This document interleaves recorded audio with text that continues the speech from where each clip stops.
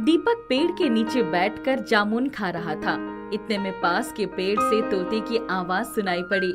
उसने देखा एक सर्प और तोते की लड़ाई चल रही थी। तोता माँ अपने बच्चों की रक्षा के लिए सर्प पर वार किए जा रही थी। सर्प हटने का नाम ही नहीं ले रहा था और डसने की कोशिश कर रहा था। दीपक सर्प को भगाने के लिए उस तरफ बढ़ गया, लेकिन उसी बीच तोता डाल पर ही गिर पड़ी। उसके सर से खून निकलने लगा। जहरीले नाग ने उसे डस लिया था। दीपक के डर से सांप वहाँ से भाग गया। दीपक को बहुत दुख हुआ। तोते का एक नन्हा बच्चा घोंसले से बाहर झांक रहा था। वो अपनी माँ को अपने पास बुलाना चाहता था, लेकिन अब वो बात असंभव हो चुकी थी। एक बच्चे की माँ को मारकर इस सांप ने बच्चे को अनाथ बना दिया। वो सांप अभी भी यहीं देख रहा है। तोते के बच्चे की जान को खतरा है, इसे बचाना ही होगा। दीपक ने तोते के बच्चे को उठा लिया और घर की तरफ चल पड़ा। घर पहुंचकर उसने बच्चे को कुछ खिलाया और पानी पिलाया। बेटा दीपक, इस छोटे बच्चे को क्यों लेकर आ गए? इसकी माँ बहुत परेशान होगी। माँ, इसकी माँ अब इस दुनिया में नहीं रही। एक सांप ने इसे काट लिया। अपने बच्चे को बचाने की कोशिश में उस बेचारी ने अपनी जान दे दी। वो सांप इसे भी खाना चाहता था। इसकी जान को खतरा था, इसीलिए मैं उसे अपने साथ ले आया। ये तो तुमने बहुत अच्छा किया बेटा। एक अनाथ बेसहारे को सहारा देना अच्छी बात है ना माँ? हाँ बेटा, लेकिन अब ये मिट्ठू अनाथ और बेसहारा नहीं रहा, हमारे परिवार का सदस्य बन गया। क्यों मिट्ठू राजा, अब डरने की कोई बात नहीं है। हाँ माँ, आपकी ममता मिल गई, मेरा सारा डर भाग गया। हाँ बेटा, तुमने मुझे माँ कहकर पुकारा। ऐसा लगा मेरा एक नहीं दो बेटे हैं, दीपक और मिट्ठू। सही कह रही हो माँ, मुझे अपना छोटा बेटा ही समझ लो। मैं हर कदम पर आपका साथ दूंगा। आपकी ममता का आंचल और आशीर्वाद मेरे सर पर रहे, यही मेरे लिए सब कुछ है। मिट्ठू की बातें सुनकर माँ का दिल बाग बाग हो गया। माँ और दीपक दोनों ही मिट्ठू के बोलने के अंदाज के कायल हो गए। यार मिट्ठू, तुम तो बड़ी ऊंची बात करते हो। ऐसा लगता है माँ का पूरा प्यार अकेले तुम ही लोगे। नहीं दीपक भैया, आप बड़े हो, इसलिए पहला अधिकार आपका है।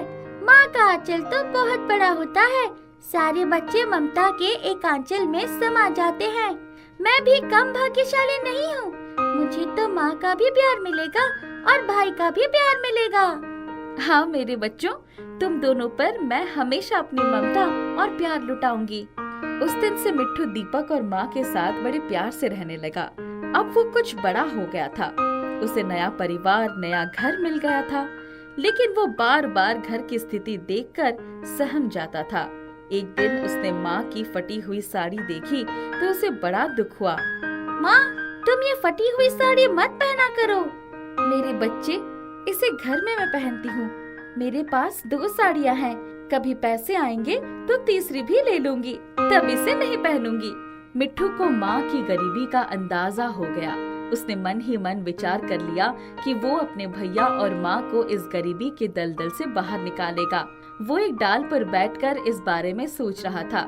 इतने में उसके पास एक कौवा आकर बैठ गया।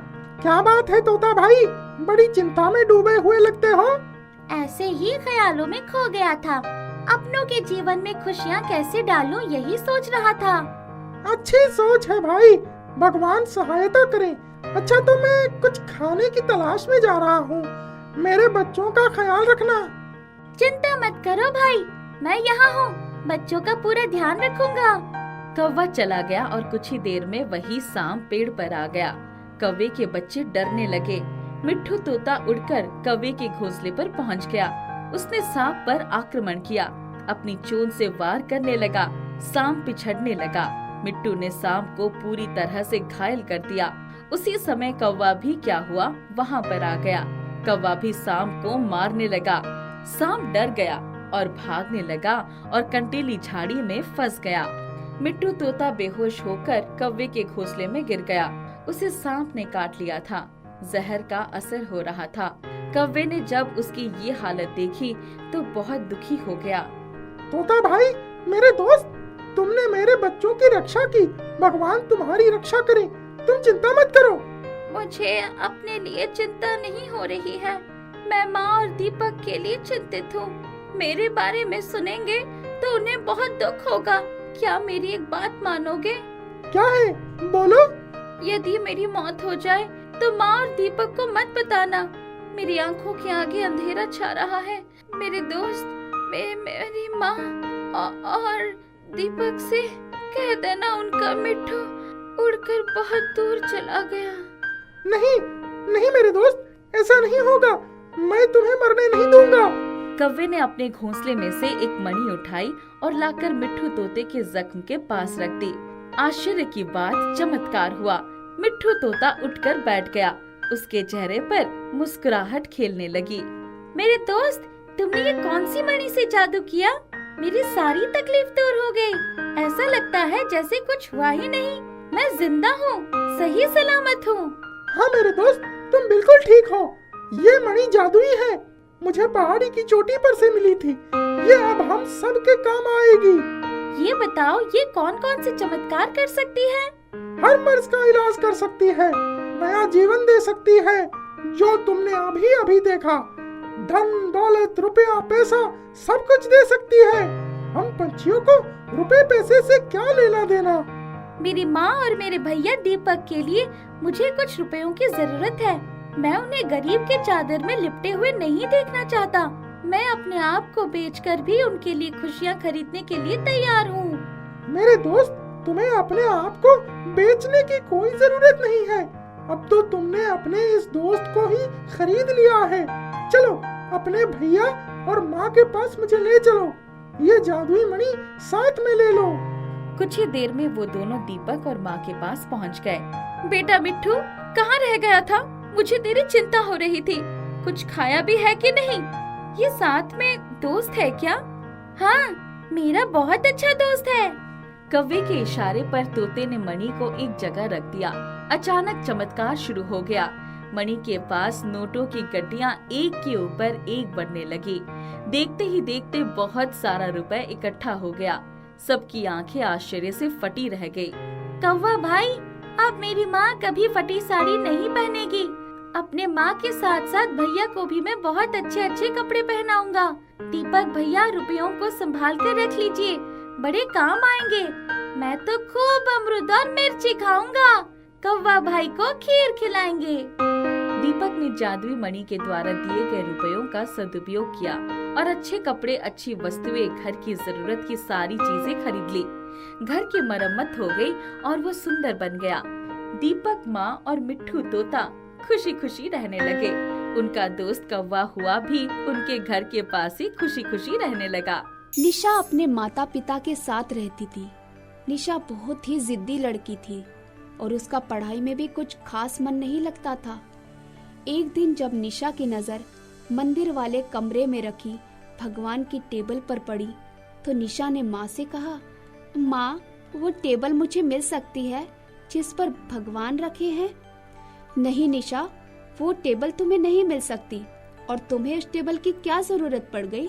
तुम्हारे पास तो अपनी पढ़ाई की टेबल है ना? हाँ, लेकिन वो टेबल अब बहुत पुरानी हो गई है और जगह जगह से टूट भी गई है। अब मेरी टेबल पर भगवान रख लीजिए और मुझे वो टेबल पढ़ने के लिए दे दीजिए। ये कैसी बातें कर रही हो निशा? क्या भगवान को टूटी हुई टेबल पर रखा जाता है? पापा देखो ना, मेरी टेबल बहुत खराब हो गई है। कुछ दिनों के लिए आप मुझे ये भगवान वाली टेबल पढ़ने के लिए दे दीजिए। मुझसे इस टेबल पर पढ़ाई नहीं हो रही, मेरे एग्जाम पास आ रहे हैं। लगता है अब निशा को टेबल के बारे में बताना ही पड़ेगा। पापा निशा को अपने पास बुलाते हैं और कहते हैं कि देखो, ये कोई साधारण टेबल नहीं है, ये जादुई टेबल है। मैं पढ़ाई में बचपन में बहुत ही कमजोर था। तब मेरे पिताजी के गुरुजी ने ये टेबल मेरे पिताजी को दी थी। इस पर पढ़ने से मेरे हमेशा अच्छे नंबर आते थे और मैं हमेशा फर्स्ट आता था। और सारे कंपटीशन के एग्जाम है मैंने इसी टेबल पर पढ़ कर दिए। लेकिन तुम्हें या इसलिए नहीं बताना चाहता था कि फिर तुम इस पढ़ाई में मेहनत करना छोड़ दोगी। क्या ये साधारण टेबल नहीं, जादुई टेबल है? और आप लोगों ने मुझे आज तक इसके बारे में नहीं बताया, और तभी आप ये टेबल किसी और को यूज नहीं करने देते हो।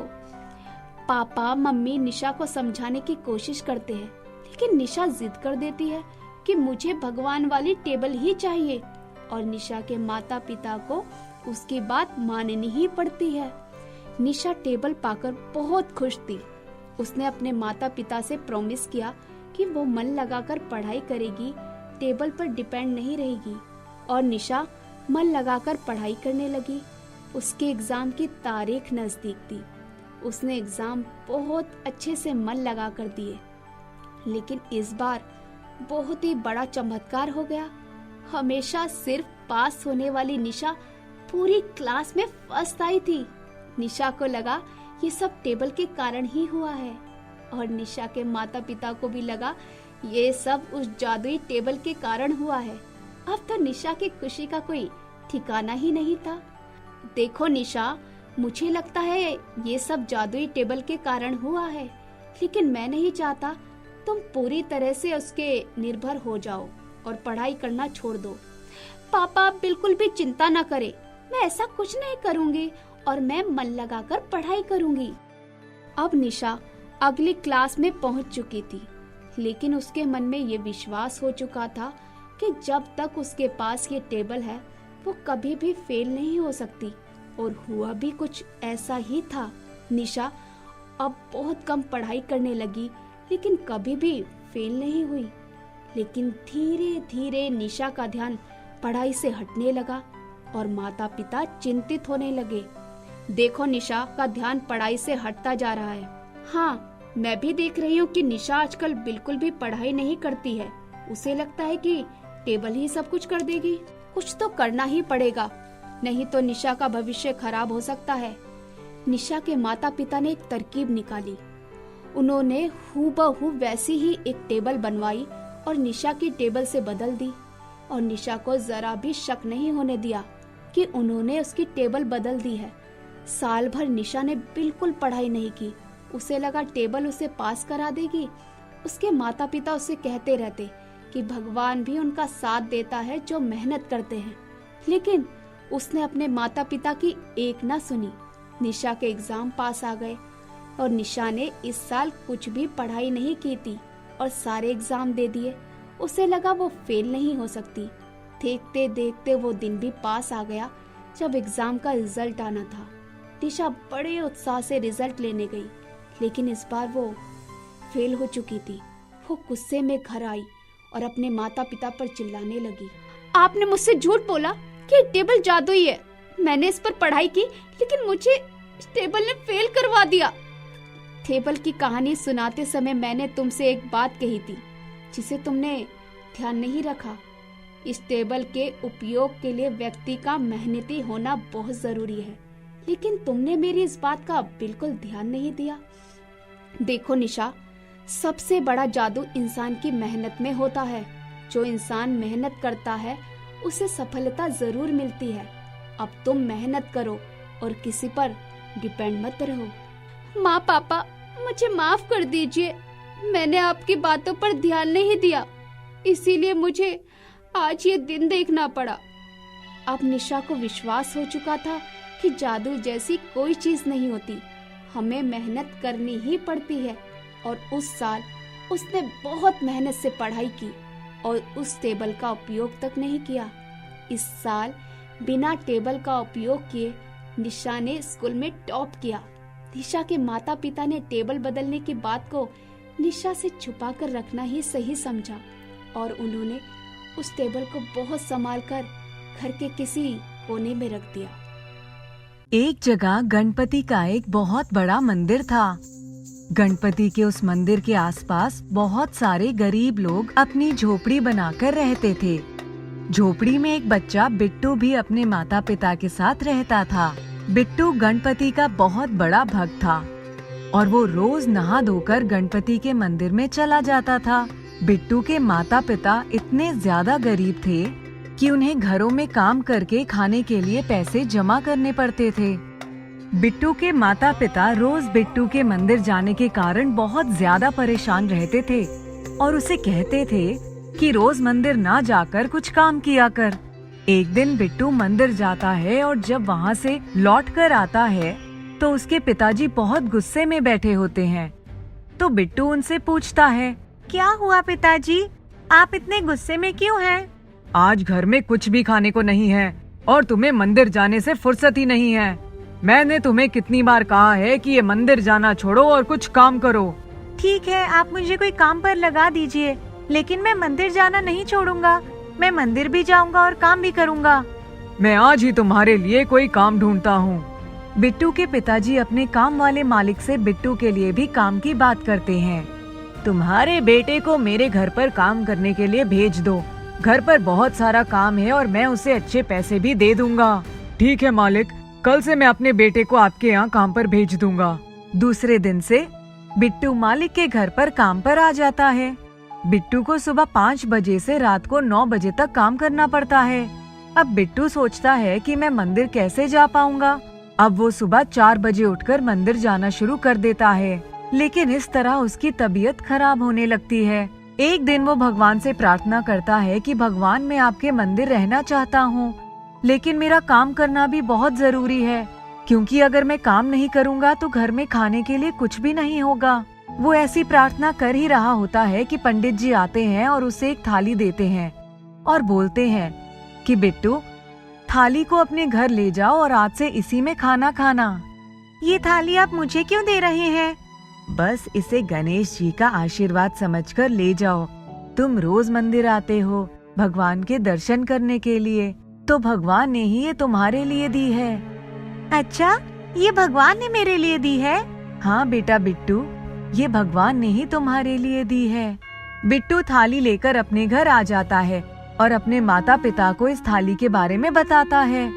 बिट्टू की माँ थाली को मामूली बर्तन समझकर यूं ही रख देती है, लेकिन जैसे ही तीनों लोग रात को काम से घर पर आते हैं और खाना खाने के लिए बैठते हैं, तो बिट्टू वो थाली लेकर आ जाता है और कहता है, माँ मैं इसी थाली में खाना खाऊंगा।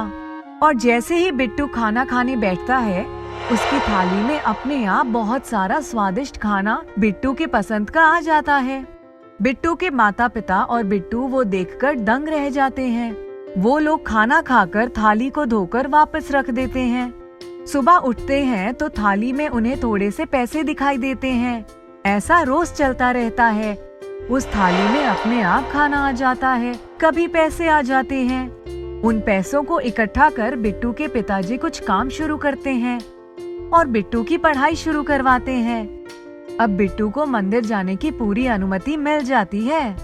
उस जादुई थाली के बिट्टू के घर में आने के बाद बिट्टू के घर में पैसे की और खाने पीने की कभी कोई तकलीफ नहीं रहती और बिट्टू गणपति जी का आशीर्वाद समझकर उस थाली को बहुत आदर सम्मान के साथ अपने घर में रखता है।